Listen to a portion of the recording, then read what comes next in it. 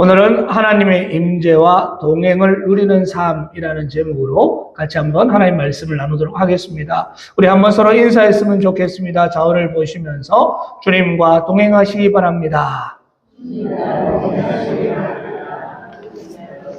예, 한 번 더 인사할까요? 하나님이 함께 하십니다. 하나님이 함께 하십니다. 네, 그렇습니다. 주님과 동행하는 삶, 하나님이 함께하는 삶, 저와 여러분이 누리기를 원합니다. 사랑하는 성도 여러분, 우리가 신앙생활을 할 때 가장 큰 복이 무엇일까요? 아무런 문제가 없는 것이 복일까요? 아니면은 내가 건강한 것이 복일까요?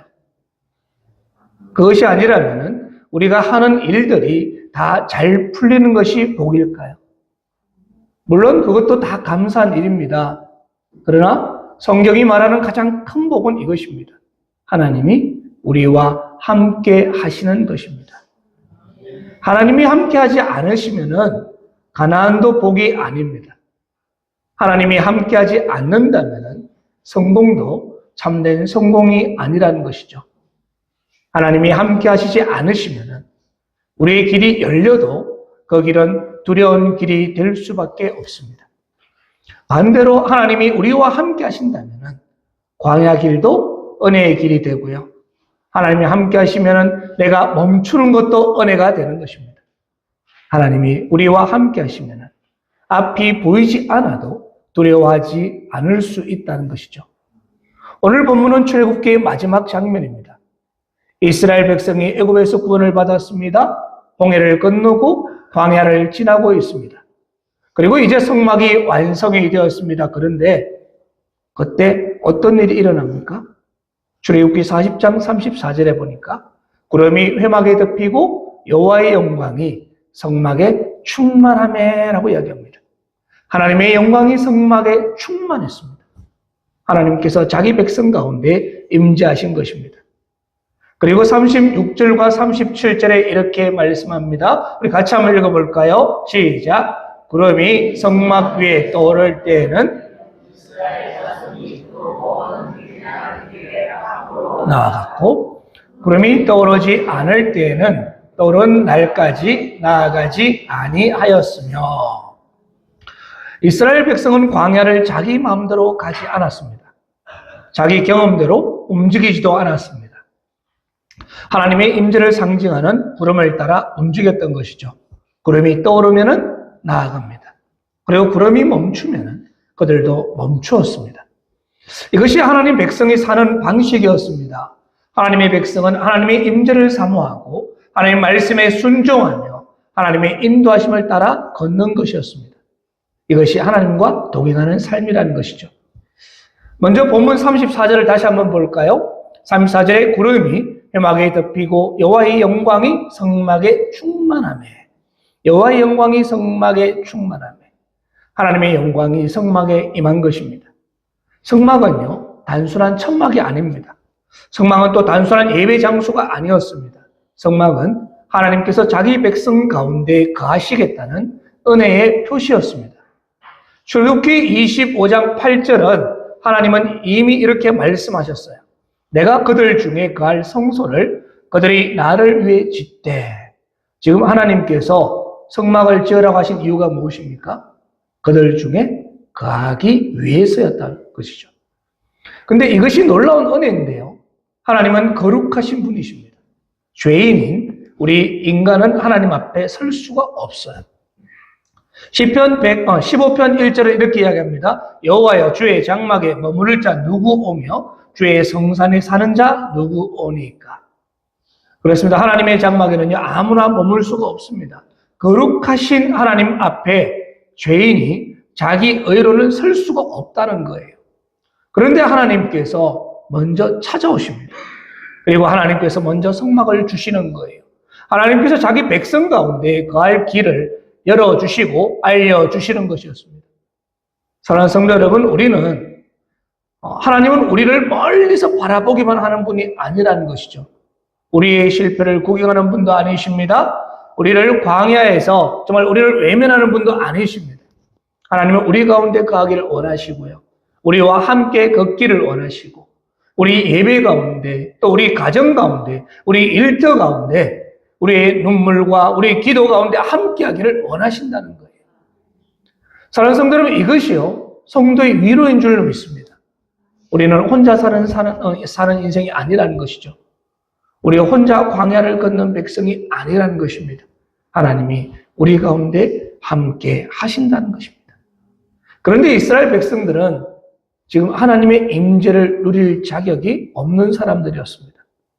왜 그렇습니까? 그들에게 큰 죄가 있었습니다. 그 한 가지 예가 바로 금송아지 사건이었어요. 모세가 시내산에 올라가서 하나님의 말씀을 받고 있을 때 산 아래에 있던 백성들은 모세를 기다리지 못했습니다. 그래서 우리를 위해서 우리를 인도할 신을 만들라고 이야기한 것이죠. 아론은 그들에게 금고리를 다 받아가지고 와서 금송아지를 만들었습니다. 그리고 말하는 거예요. 출애굽기 32장 4절에 이스라엘아, 이는 너희를 애굽 땅에서 인도하여 낸 너희의 신이로다 라고 이야기하는 것입니다. 이게 얼마나 무서운 죄입니까? 하나님께서 애굽에서 건져내셨어요. 그리고 하나님이 홍해를 가르셨습니다. 하나님이 만나를 주셨습니다. 그들이 물이 필요할 때 하나님이 반석에서 물을 내어 주셨습니다. 그런데 그들은 지금 하나님을 잊어버리고 자기 손으로 만든 금송아지를 하나님처럼 섬기는 것입니다. 이 얼마나 가슴 아픈 일일까요? 출애굽기 32장 10절에서 하나님은 모세에게 말씀하시는 거예요. 그런즉 내가 하는 대로 두라. 내가 그들에게 진노하여 그들을 진멸하고 너를 큰 나라가 되게 하리라. 지금 하나님이 결국 진노하시는 것입니다. 이스라엘은 진멸당해도 할 말 없는 백성이었습니다. 그때 모세가 하나님 앞에 엎드리잖아요. 모세는요, 백성들의 의로움을 말하지도 않습니다. 백성들이 착하다고도 이야기하지 않고요, 하나님 이 백성이 가능성이 있습니다라고 이야기하지도 않습니다. 모세는 그저 하나님을 붙들고 하나님의 이름을 붙들고 기도하는 거예요. 하나님의 약속을 붙들고 기도합니다. 하나님의 은혜를 붙들고 기도합니다. 출애굽기 32장 11절에 기록합니다. 모세가 그의 하나님 여호와께 구하여 이르되 여호와여 어찌하여 그 큰 권능과 강한 손으로 애굽 땅에서 인도하여 내신 주의 백성에게 진노하시나이까. 지금 모세의 기도는 이것입니다. 하나님, 이 백성은 주의 백성이지 않습니까? 하나님이 건져내신 백성이지 않습니까? 하나님 아브라함과 이삭과 야곱에게 하신 약속을 기억하여 주시옵소서라고 기도하는 것이었습니다. 하나님은요, 그 기도를 들으시고 진노를 돌이키십니다. 그러나 문제가 완전히 끝난 게 아니에요. 하나님께서 가나안 땅은 이스라엘 백성들에게 주시겠다고 약속하셨잖아요. 그런데 마지막에 또 이렇게 말씀하십니다. 출애굽기 33장 3절에 너희를 적과 꿀이 흐르는 땅에 이르게 하려니와 나는 너희와 함께 올라가지 아니하리니 너희는 목이 곧은 백성인즉 내가 길에서 너희를 진멸할까 염려함이니라 하시니. 사랑하는 성도 여러분, 너무나 두려운 말씀이지 않습니까? 하나님은 지금 이스라엘 백성들에게 가나안 땅은 주시겠다라고 말씀하십니다. 적과 꿀이 흐르는 땅은 허락하시겠다는 거예요. 그러나 하나님이 친히 함께 가지는 않겠다라고 말씀하시는 거예요. 지금 무엇 때문에 하나님이 함께 하지 않겠다고 말씀하시는 걸까요? 하나님이 그들과 함께 동행했다가는 그들을 전부 진멸할 것을 염려하셨다는 거예요.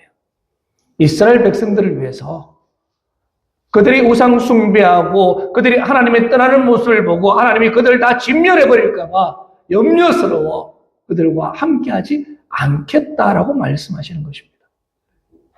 그런데 여기서 우리가 매우 중요한 것을 기억하셔야 합니다. 하나님이 없는 가나안은요, 복이 아닙니다. 하나님이 없는 성공은 성공이라고 할 수가 없습니다. 하나님이 없는 형통은 진정한 형통이 아니라는 것이죠. 모세는 이것을 알고 있었습니다. 그래서 하나님께 다시 간절히 기도하는 거예요. 출애굽기 33장 15, 16절에 기록합니다. 모세가 여호와께 아뢰되 주께서 친히 가지 아니하시려거든 우리를 이곳에서 올려보내지 마옵소서. 나와 주의 백성이 주의 목전에 은총 입은 줄을 무엇으로 알리까? 주께서 우리와 함께 행하심으로 나와 주의 백성을 천하 만민 중에 구별하심이 아니니까. 지금 이 말은 이 말입니다. 하나님 땅만 주시면 되는 것이 아닙니다. 하나님 문제만 해결되면 되는 것이 아닙니다. 하나님 길만 열리면 되는 것이 아닙니다. 하나님이 함께하지 않으면 우리는 갈 수 없습니다. 하나님의 임재하심이 우리가 다른 백성들과 구별되는 유일한 표지라고 고백하며 기도하는 거예요. 모세는요, 가나안보다 하나님을 더 원했습니다. 그리고 성공보다 하나님의 임재를 더 원했습니다. 하나님 자신을 더 사모했다는 것입니다. 사랑하는 성도들, 우리의 기도가 여기까지 가야 하지 않겠습니까? 하나님, 제발 돈 좀 주세요. 하나님은 건강 주세요. 하나님, 내 막혀있는 길을 좀 열어주세요. 이런 기도 분명히 필요합니다. 그러나 우리 기도는 더 깊은 기도로 들어가야 됩니다. 하나님, 저와 함께하여 주시옵소서. 하나님, 제 인생길에 친히 동행하여 주시옵소서. 하나님, 주님 없는 형통보다 주님과 함께하는 광야를 선택하게 해 주시옵소서라고 기도하는 거예요. 하나님은요, 모세의 기도에 응답하십니다. 출애굽기 33장 14절에 여호와께서 이르시되 내가 친히 가리라. 내가 너를 쉬게 하리라 라고 말씀하시죠. 하나님께서 친히 가시겠다라고 말씀하십니다. 오늘 보면 출애굽기 40장은 바로 이 약속이 성취되는 내용인데요. 성막이 완성되자 여호와의 영광이 성막에 충만하게 됩니다. 하나님께서 자기 백성 가운데 임재하신 것이죠. 그런데 이것은 이스라엘의 자격 때문에 임재하신 것이 아니었습니다. 그들이 완전해서가 아닙니다. 그들은 다시 죄를 짓지 않을 백성이 아니라서가 아니라 오직 하나님의 은혜로 임하신 거예요.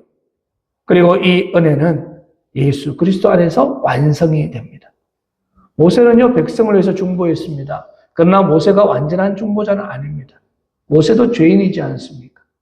우리에게는 더 크고 완전한 중보자가 필요합니다. 요한복음 1장 14절은 말씀합니다. 말씀이 육신이 되어 우리 가운데 거하시며 우리가 그의 영광을 보니 아버지의 독생자의 영광이요 은혜와 진리가 충만하더라. 아멘. 예수님이 우리 가운데 오셨습니다. 구약의 성막이 예수 그리스도 안에서 성취되는 것이죠. 성막에 하나님의 영광이 충만했던 것처럼 예수 그리스도 안에 하나님의 영광이 충만히 나타났습니다. 예수님은 우리를 위해서 십자가에서 피 흘리셨습니다. 우리의 죄를 담당하시고요, 하나님과 우리 사이를 화목케 하셨습니다. 그러면 우리는요, 예수님의 보혈을 의지해서 하나님의 임재 앞으로 나아갈 수 있는 것이죠. 히브리서 10장 19, 20절을 이렇게 기록합니다. 우리 같이 한번 읽어보겠습니다. 시작. 그러므로 형제들아, 우리가 예수의 피를 힘입어 성소에 들어갈 담력을 얻었나니 그 길은 우리를 위하여 휘장 가운데로 열어놓으신 새로운 살 길이요 휘장은 곧 그의 육체니라. 아멘. 아멘. 사랑하는 성도 여러분, 우리가 하나님의 임재를 누리는 것은요, 우리의 의로움 때문이 아닙니다. 오직 예수 그리스도의 피 때문입니다. 예수님의 십자가 때문입니다. 예수님의 중보 때문입니다. 그러므로 우리가 낙심하거나 실망하지 않았으면 좋겠습니다. 내가 실패했다고, 넘어졌다고 염려하지 마시기 바랍니다. 예수 그리스도의 보혈을 붙들고 다시 하나님께로 나아가는 것입니다. 그러면 회복될 줄로 믿습니다. 이제 본문 36절, 37절 보면 이렇게 기록합니다. 구름이 성막 위에 떠오를 때에는 이스라엘 자손이 그 모든 행진하는 길에 앞으로 나아갔고, 구름이 떠오르지 않을 때에는 떠오른 날까지 나아가지 아니하였으며. 하나님의 임재는 단순히 성막 안에 머물러 있는 것으로 끝나는 것이 아니었습니다. 하나님의 임재는요, 이스라엘의 길을 인도하고 있습니다. 구름이 떠오르면 나아갑니다. 구름이 멈추면 멈추었습니다. 이것이 신앙생활인 거예요. 신앙생활은요, 내 마음대로 하는 게 아닙니다. 내 경험만 의지하는 게 아니에요. 내가 그냥 예배 드리고 싶으면 드리고, 내가 하기 싫으면 하지 않고, 내 마음대로 생활하는 것이 아니라는 것입니다. 하나님의 인도하심을 따라가는 것입니다. 하나님 말씀에 순종하는 것이 신앙생활입니다. 민수기 9장 23절에 이 사실을 더 분명히 말해주는데요. 23절 같이 한번 읽어봅시다. 시작. 곧 그들이 여호와의 명령을 따라 진을 치며 여호와의 명령을 따라 행진하고 또 모세를 통하여 이르신 여호와의 명령을 따라 여호와의 직임을 지켰더라. 아멘. 지금 여기서 말합니다. 계속 반복돼서 말하는 말씀이 뭐예요? 여호와의 명령을 따라. 여호와의 명령을 따라. 이스라엘은요, 구름이 하루 멈추면은 그들은 행진하는 길을 하루 멈추었습니다. 그리고 구름이 이틀을 멈추게 되면은 행진도 이틀을 멈추는 거예요. 한 달을 머물게 되면은 한 달을 멈추고요. 1년을 머물면은 1년을 그냥 기다리는 거예요. 움직이고 싶어도 하나님이 멈추라고 말씀하시면 멈추는 것이었습니다. 머물고 싶어도 하나님이 가라고 말씀하시면 떠나는 것이었습니다. 이것이 순종입니다. 사랑하는 성도 여러분, 우리는 하나님보다 앞서 가려고 할 때가 얼마나 많습니까? 하나님은 아직 멈추라고 하는데 우리는 조급해서 움직이는 거예요. 하나님이 기다리라고 이야기하는데 그냥 내 욕심으로 밀어붙이는 것입니다. 또 반대로 하나님이 가라고 하시는데 두려워서 주저할 때도 있습니다. 순종해야 될 것을 알지만 미루는 거예요. 용서해야 할 것을 알지만 그냥 붙잡고 있습니다. 끊어야 할 것을 알면서도 계속 붙들고 있는 거예요. 헌신해야 될 것을 알고 있으면서도 그냥 계산만 두드리고 있습니다. 그러나 하나님의 임재를 누리는 사람은요, 하나님 말씀 앞에 자신의 걸음을 멈추는 것입니다. 신앙은 하나님을 내 계획에 맞추는 것이 아니라 내가 하나님 계획에 맞추는 것입니다. 기도는 내 뜻을 하나님을 내 뜻에 관철시키는 것이 아니라 내가 하나님의 뜻 앞에 꺾이고 하나님 말씀대로 순종하고 따라가는 것입니다. 말씀은요, 내 생각을 확인하는 도구가 아닙니다. 내 생각을 하나님 말씀 앞에 교정받는 은혜의 자리인 줄로 믿습니다. 출애굽기 40장을 보면 반복되는 표현이 있습니다. 여호와께서 모세에게 명령하신 대로 되니라. 여호와께서 명령하신 대로 되니라. 성막은 모세의 생각으로 세운 것이 아니었습니다. 백성들의 취향대로 만든 것도 아닙니다. 하나님께서 말씀하신 대로 만들어졌습니다. 그리고 그 순종 위에 하나님의 영광이 임하는 것이었습니다. 사랑하는 성도 여러분, 하나님과 동행하고 싶지 않습니까? 그렇다면은 말씀에 순종해야 합니다. 구름이 움직이면은 움직이고 구름이 머물면은 멈출 수 있는 믿음이 있어야 한다는 것이죠. 내가 가고 싶은 길을 가는 것이 아니라 하나님이 인도하는 길을 가는 것입니다. 내가 원하는 때, 그때에 내가 멈추는 것이 아니라 하나님 원하는 때에 우리가 멈추는 거예요. 하나님 가락하면 가고 하나님 멈추라고 하면 멈추는 것입니다. 그 길이 광야라 할지라도 하나님이 함께 하시면 안전할 것이고요. 그 길이 너무나 멀어서 보이지 않는다 하더라도 하나님이 인도하시면 그 길은 복된 길인 줄로 믿습니다. 오늘 보면 38절을 보십시오. 38절에 낮에는 여호와의 구름이 성막 위에 있고 밤에는 불이 그 구름 가운데 있음을 이스라엘 온 족속이 그 모든 행진하는 길에서 그들의 눈으로 보았더라. 지금 낮에는 구름이 있었습니다. 그리고 밤에는 불이 있었습니다. 광야의 낮은요, 굉장히 뜨겁습니다. 그런데 그 뜨거움을 하나님이 구름으로 그들을 덮으시는 거예요. 그런데 반대로 광야의 밤은요, 너무나 춥고 어둡습니다. 그때 하나님은 불로 그들을 비추어 주셨던 것이죠. 하나님의 임재는요, 단순한 상징이 아닙니다.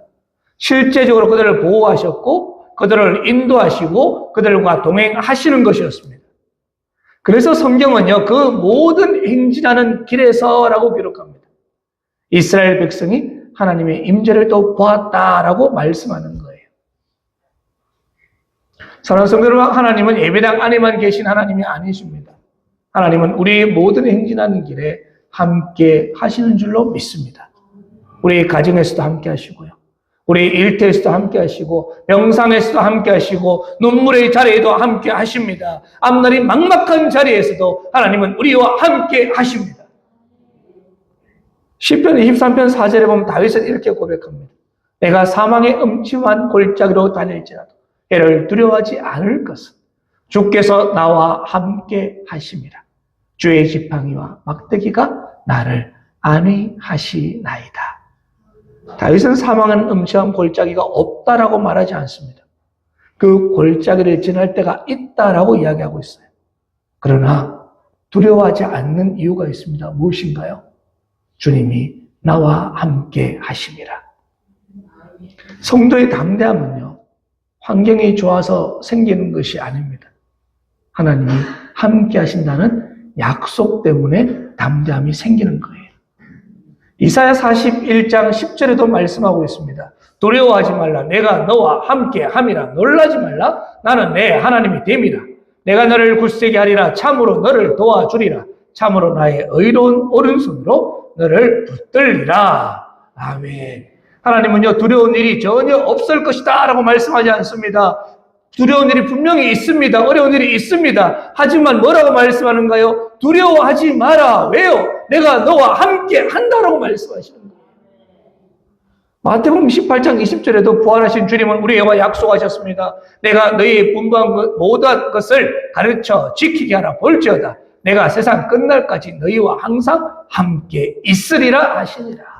아멘. 사랑하는 성도, 우리가 이 약속을 붙들기를 간절히 원합니다. 우리는 버려진 인생이 아닙니다. 우리는 혼자 싸우는 인생도 아닙니다. 우리는 간신히 구원만 받고 방치되는 백성도 아닙니다. 하나님이 함께 하시는 백성입니다. 예수님이 우리와 함께 하시고 성령님이 우리 안에 거하시는 줄로 믿습니다. 그래서 고린도전서 3장 16절은 말씀하십니다.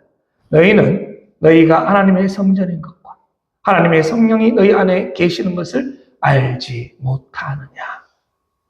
구약에서는 성막에 하나님의 영광이 임했습니다.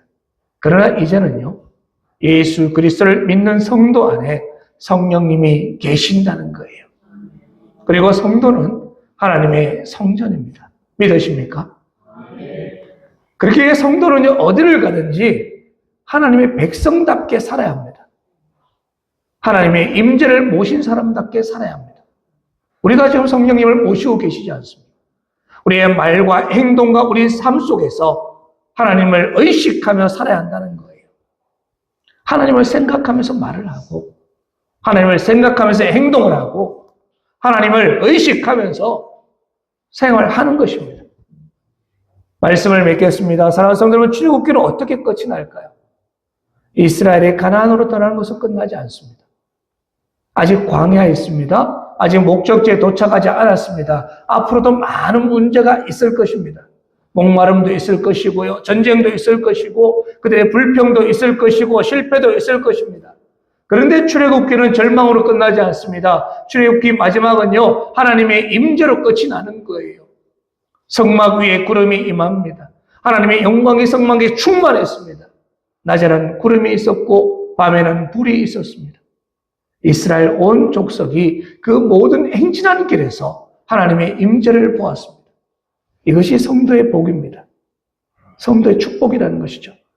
문제가 없는 것은요, 복이 아니에요. 광야가 없는 것도 복이 아닙니다. 내 뜻대로 다 되는 것은 복이 아닙니다. 가장 큰 복은 하나님이 우리와 함께 하시는 것입니다. 하나님이 함께 하시면은 광야도 길이 되는 줄로 믿습니다.